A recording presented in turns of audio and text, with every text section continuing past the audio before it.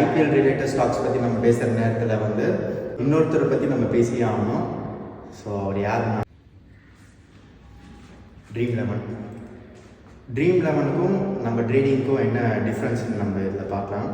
So dream லெவனுக்கு வந்து ஒரு add நீங்கள் பார்க்கும்போது நாலேஜ் தேவைன்ற மாதிரி தான் அவங்க போடுறாங்க. ஸோ இப்போ ட்ரீம் லெவன் விளையாடுறதுக்கு நாலேஜ் தேவையா இல்லையா? ட்ரீம் லெவன் விளையாடுறதுக்கு வெறும் கிரிக்கெட்டோட நாலேஜ் இருந்தால் மட்டும் போதும். ஆனால் வந்து அது நீங்கள் ஒரு 11 பிளேயர் தான் நீங்கள் வந்து எடுக்க முடியும். ஆனால் அந்த 11 பிளேயரும் நீங்கள் உங்கள் நாலேஜ் வச்சு அவங்க நீங்கள் விளையாடுவாங்கன்றது நம்மளால சொல்ல முடியும். ஸோ ட்ரீம் லெவன் வந்து பியூராக வந்து ட்ரீம் லெவன் வந்து லக் பேஸஸில் தான் வந்து ஃபுல்லாக ஒர்க் அவுட் ஆகிட்டு இருக்கு. ஸோ எல்லாருமே நீங்கள் இதில் டைம் ஸ்பெண்ட் பண்ணுறதை விட ட்ரேடிங் வந்து பியூர்லி வந்து ஃபுல்லாக நாலேஜ் பேஸஸ் தான். இதில் லக் எதுவுமே கிடையாது. ஸோ உங்கள் நாலேஜை வந்து இதில் இன்வெஸ்ட் பண்ணி மணி மேக் பண்ண ட்ரை பண்ணுங்க தவிர ட்ரீம் லெவன் விளையாடி உங்கள் மொத்த டைம் இன்வெஸ்ட் பண்ணுங்கள்.